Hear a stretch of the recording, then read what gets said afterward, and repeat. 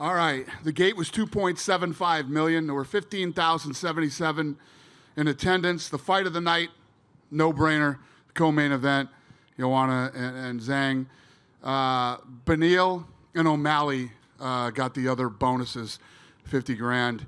And then the 50-50 raffle tonight raised $52,000, and that's for 3 Square Food Bank here in Las Vegas.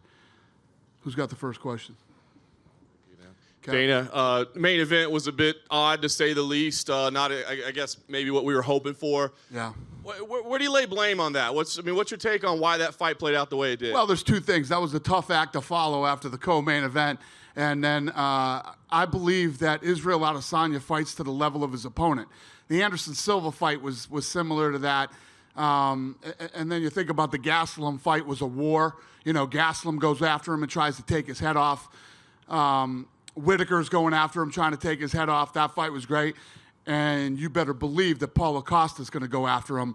And that fight should be ridiculous. Yeah. You know, I expected Romero. You heard all week, I was literally talking more about the co-main event than I was the main event. I knew that fight was going to be ridiculous. You have these two incredibly talented savages who wanted that belt more than anything. And, you know, I didn't know if there was going to be a knockout or a submission or something like that, but I knew I was begging people to watch that. You know me, man. When I sell fights, I don't beg anybody to watch anything. I was literally begging people to watch this fight. And it was incredible. But I think that, what I was saying is I'm shocked that Romero knew this was his last opportunity at a world championship. I thought he was going to come out like a bat out of hell, put tons of pressure on him, shoot takedowns, go for, you know, try to knock him out. He did literally none of that. So if you're Adesanya, he fought the smart fight. You stay on the outside. He chopped that leg apart, and he picked his punches and did what he did. You know, Romero did a lot of moving around and acting like I'm trying to fight, but he never really did. Yeah. Costa was back here earlier tonight, and he said that he thought the tentative plan was July 11th for that fight. Yeah. He's got to calm down. I want to hear from a doctor. Again, they told me that he went crazy tonight and jumped over the gate and was going crazy. We threw him out. You know, and I just had to calm those guys down in the back. You know, he wants this fight so bad. When he's healthy and a doctor calls me and tells me, not his like friend from Brazil, when a doctor calls me and tells me that he's healthy, we'll make this fight. This is the fight to make. This is the fight that I want to see. And I guarantee you, when that fight happens, you'll hear me going crazy about that one. That fight's going to be ridiculous because Paulo Costa will move forward. He will not stop punching. He's going to throw big shots and try to knock him out, and Israel will fight. Nice. The co-main event, as you said, I mean, one of the greatest fights I think we've ever seen. I want to ask you, I mean, when a fight's that good, as a promoter, it seems like the easy thing to be would say, let's run it back again, because who wouldn't sign up to see them fight again? Do you look at that as an option, or does it not make sense? Did you see what those two girls look like after that fight, man? They're both in the hospital right now. They did not go to a press conference. They did not talk to press. They both went straight to the hospital. They need to go home, take time, heal up, and everything else before I even mention a fight with either one of them again, you know? Nice. The last thing for me, Dana, there were reports of an incident backstage involving Brian Ortega. Do you have any details? There was a lot of crazy shit going on tonight. It was weird. Yeah, him and the Zombie got in a fight, which is completely unlike both of their personalities. And Zombie doesn't even speak English, so I don't know what the hell he could have said that would get Ortega to start going crazy. But, yeah, it was weird. Were there, like, punches thrown? Or I guess so. It happened right over in the fighter section. It wasn't backstage, right? It wasn't backstage, was it? No, it was over in the fighter section. It happened during the fight. Wow. Any legal involvement or just kind of fighters, guys? Yeah, we don't want anybody getting arrested. Yeah. Cool. Thanks, Dave. Dana, right here. Just to elaborate on the co-main event a little bit, I mean, you had said, as you mentioned, coming into this fight, that you were more excited for this than anything on the card. Is this, the best women's MMA fight you've ever seen? It's one of the best fights I've ever seen. But yes, yeah, I think so. Right here off the top of my head, I would have to say yes, best women's fight I've ever seen, one of the best fights I've ever seen. Can you give us any insight on the level of interest in China for Weili in this fight? This show performed very well everywhere. This show killed it. And I got to say this. I was telling Ioli this earlier, man. I love our fans. Our fans are awesome. You think about, the stuff that's going on right now, and one of these reporters tried to say something about this the other day at the thing, and they booed him out of the place. Everybody showed our ticket sales this week were exactly like a regular week, and the walk-up was huge tonight. Our fans are incredible, man. I think back to when we did the first fight in Las Vegas. It was the week of September 11th, and we were sold out. The fight had been on sale for months. The fight was sold out, and Las Vegas was a ghost town. Nobody was doing anything. Nobody was flying. We didn't know if anybody was even going to show up to the event. The place was packed. There wasn't an open seat anywhere, and it reminds me of tonight. So thank you to the fans. You guys are incredible. Any other performances jump off the page? Sean O'Malley. O'Malley looked good, man. Think that guy's been off for a couple years to come back in and look as sharp as he did. I got to talk to the boys, but I want to turn him around as quick as possible and get him back in there. Do you think we see him take like a significant step up in competition? Or? Yeah, I don't know. We'll see who's available and who we think. And like I said, I got to talk to the matchmakers about that one and see if we all agree. I don't just say, I'm going to do this. I talk to them, and then we talk about it. We argue, and then we figure out what's right. And last thing outside of this card, we saw Max Holloway and Alexander Volkanovski both in the crowd, and they kind of got the split screen treatment on the in-house thing. Is that fight close, that rematch close to being done? I don't know off the top of my head, but I think so. Off the top of my head, I don't know. That'd be in Perth, I assume. Yeah. Thank you. Who's next? Kev? Right over here, Dana. Oh. Hey. During the years you've been promoting fights, you've built a lot of champions and built a lot of careers. What are some of the challenges you think moving forward with a guy like Israel after a performance like tonight? And what do you think is going to be so easy about promoting Zhang Weili in the future based on her performance tonight? Yeah, listen, he wanted Romero on his resume. He got it. He won the fight. And you take these things fight by fight. Listen, if anybody thinks I'm wrong, raise your hand right now and we can talk about it. The Costa fight's going to be insane. The Costa fight will be ridiculous. Costa will come forward. He will throw big punches. He will throw combinations. He will not stop punching. And Israel Adesanya is going to have to fight him. And I'm telling you right now, just like I told you, Weili Zhang and Joanna was going to be insane, Costa versus Adesanya will be a ridiculous fight. I guarantee it. I absolutely, positively guarantee it. So he got what he wanted. He got him on his resume. He beat him. And on to Costa. You know, a lot of us think that Adesanya is sort of on the cusp of being one of the biggest superstars that you guys have in the sport. You've seen a lot of guys come and go, GSPs, Anderson Silvas, and then there's other guys like Demetrius Johnson that maybe don't take off, but they're great. At what point do you really start to see these champions evolve from, just being a champion to, a world-class superstar? Well, again, I think that, you continue to fight and you continue to win. When he goes into the Costa fight, he'll be 19-0. And then whoever comes out of that Romero-Costa fight, the winner, either one of those guys are going to be big stars. If Costa beats Israel Adesanya, he's going to blow up in Brazil. Then it starts to spill over into the other countries, And obviously, if Adesanya beats Costa, it will be in spectacular fashion because Costa's going to try to decapitate him. Thank you. I can't wait for that fight, if you can't tell. When I'm sitting here today talking about this, the matchmakers didn't love that fight and didn't want to make that fight. They did not want to make Romero versus Adesanya. But the goofy fan in me said, "Are you shitting me? Come on. This will be a fun fight to do." And the fact that he wants to fight a guy that nobody else wants to fight, now, hindsight is 20/20. Probably shouldn't have done that fight. We should have waited for Costa, but oh well, we did it. What was their rationale that they didn't want to make the fight? That I didn't? Oh, they didn't? They said didn't. it doesn't make sense. You can't tell the matchmakers anything that doesn't make sense. Everything has to make sense to those two, How did you score the women's fight? Fuck, Kevin, I was so into that fight. I didn't really score it, but me and Downey Jr. were like giddy little girls getting ready for that fight. And I think when it went in, I think we were both feeling like it was even going into the 5th round. But I honestly couldn't tell you. I didn't really score it. I was just caught up in it. Obviously, Joanna had a good fight against Michelle Waterson the last time, but do you feel like she raised her game even tonight to get to where she was? Joanna has looked.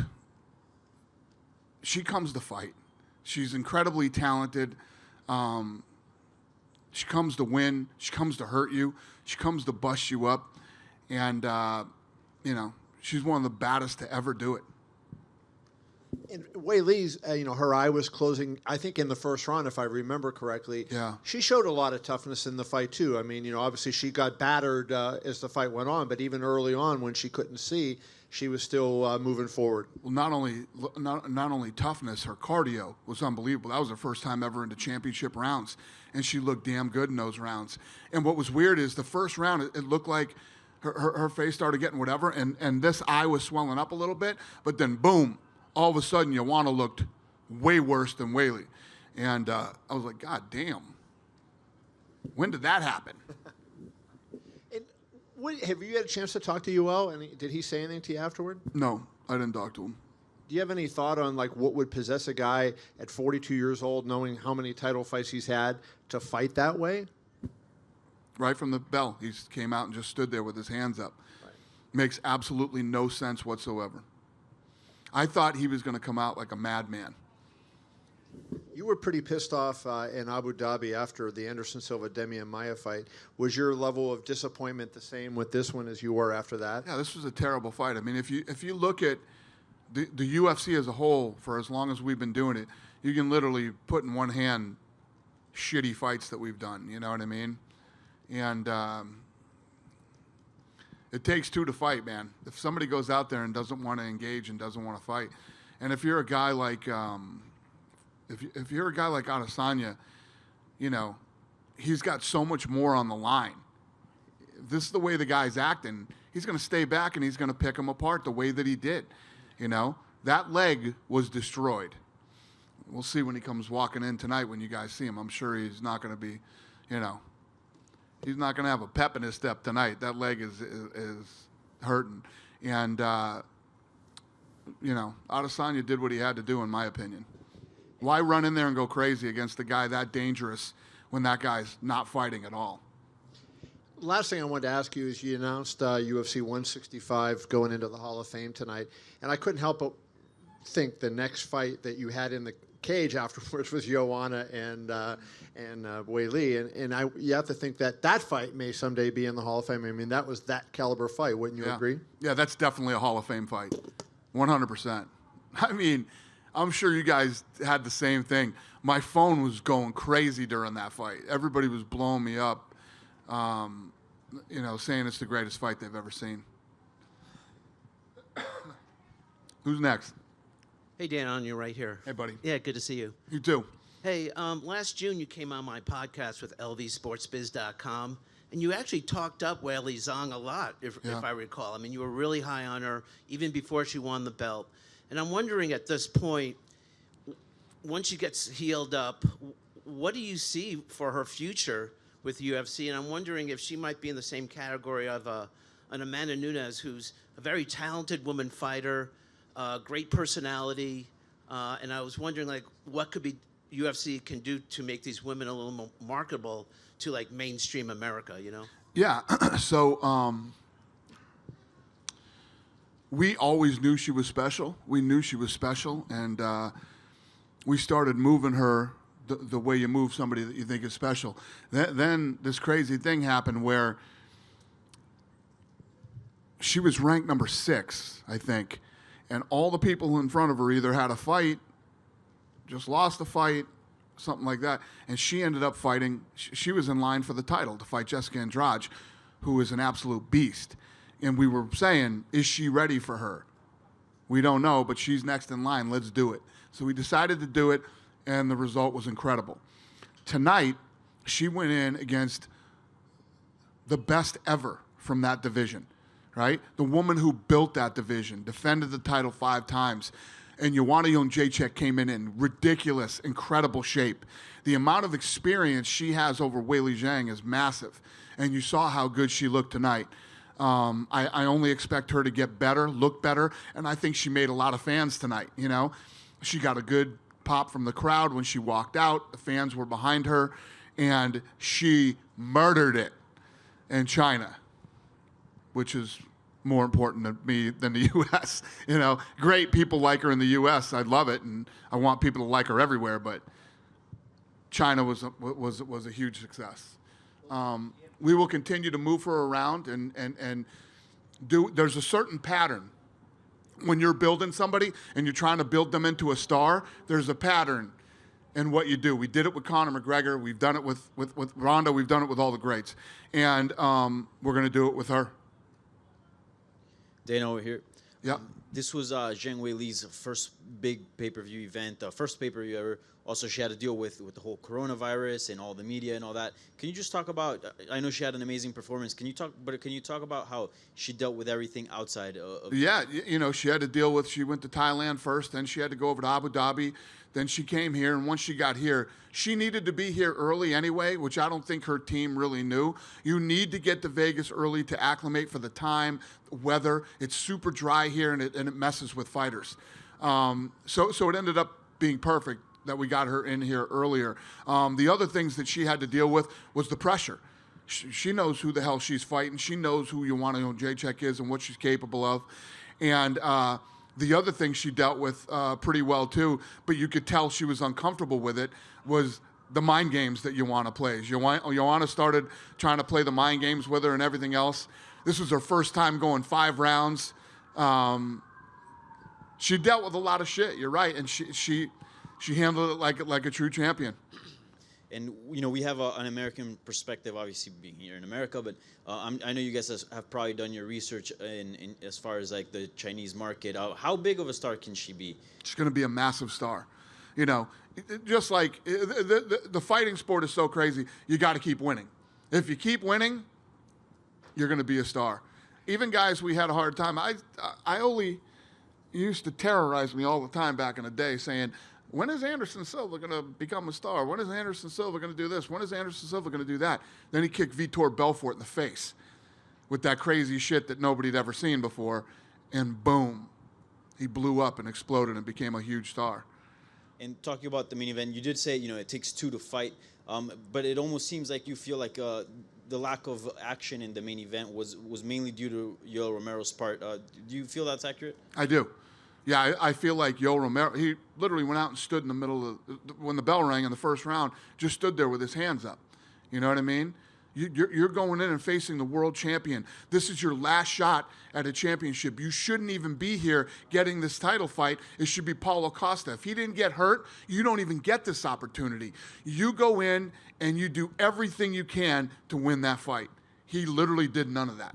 He plans on continue fighting for a long time. He says he still has 10 more years left in him. Is there a path for him to get back to the title, or you feel like this was it? A path back to the title after that performance?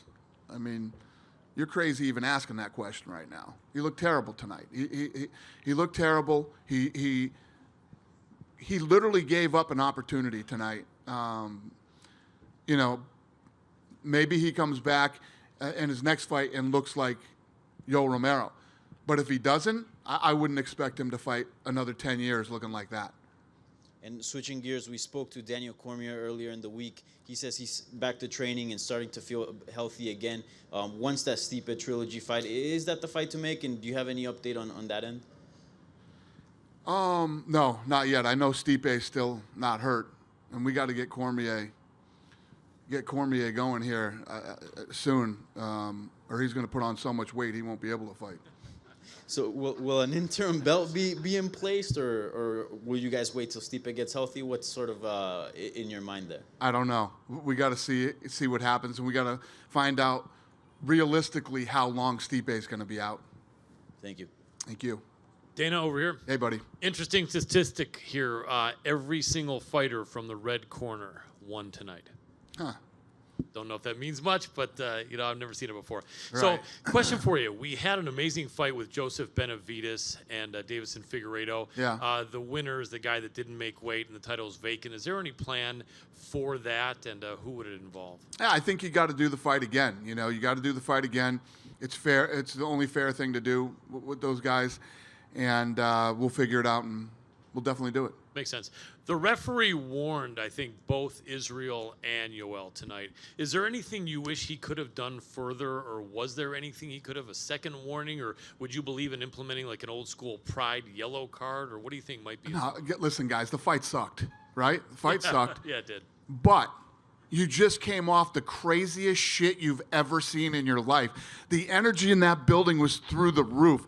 Those guys, they were walking into a no-win situation as it was. You know what I mean?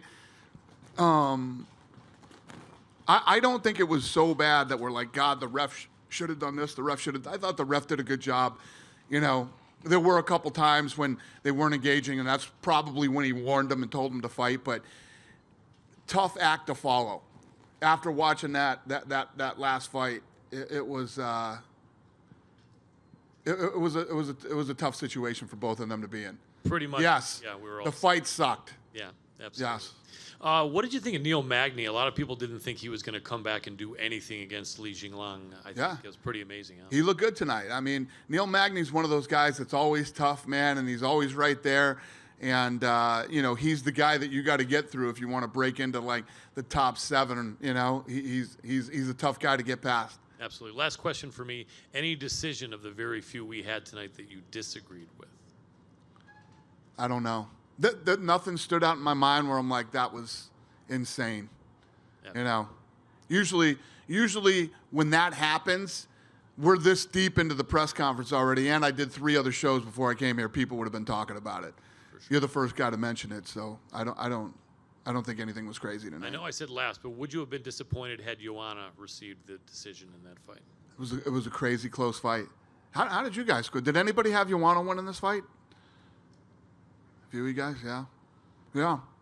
Amazing show, though. It was a split decision. Yeah. That's the way it goes. Listen, when you're in a title fight, right, you have to do everything you can to win that. Not that these girls didn't. I mean, that's fucking stupid of me to even say. But,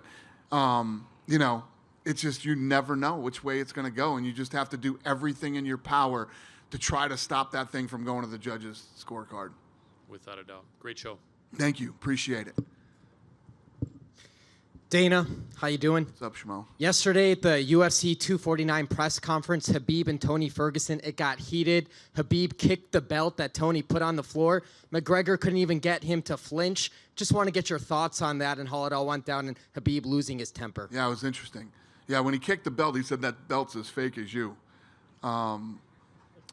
And you saw Khabib normally just has that, listen to this guy, and then he did start getting pissed off halfway through the press conference. Going to be a fun fight, man. It's a fun fight.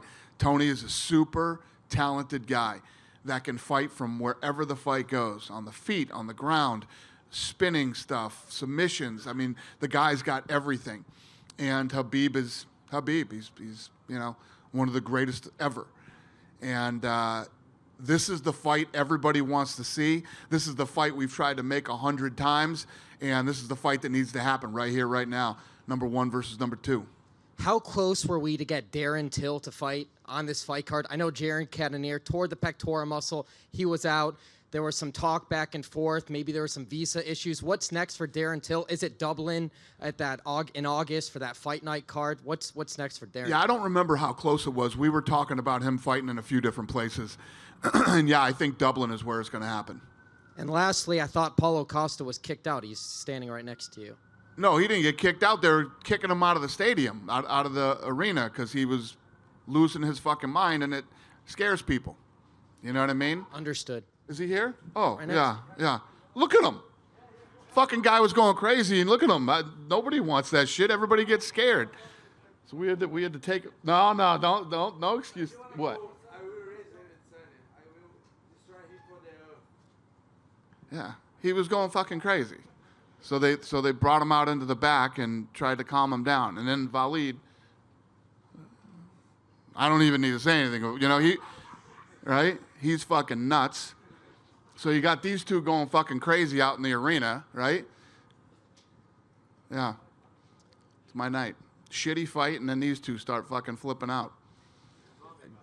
Dana right in front of you. Yeah. Can you just talk a little bit about being a promoter that has Joanna on your roster? I mean, she goes out there. This is her 4th title fight in a row that she's lost, but she still comes back better. She improves. She puts on great shows. So what does it mean to you as a promoter to have her on your Yeah, I'm incredibly lucky. She's amazing. She's an amazing human being. And if you look at her evolution since she's come to the UFC, you know, look at her on social media. She's incredible on social media. You know, and you can honestly tell when you watch Joanna and what she's doing, she enjoys herself. She's loving her life. She's having fun. She got another title shot. She came in dead serious, got in phenomenal shape.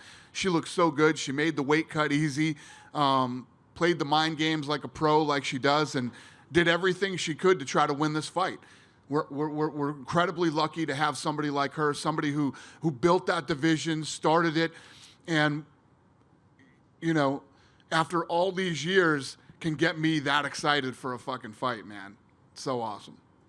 And you mentioned Brian Ortega earlier. Last month you said that you guys were interested in making a fight with Zabit in April. Is there any update on that, or could we see a Korean Zombie Ortega fight considering everything that's gone down? Yeah, probably that fight. Probably the Zombie.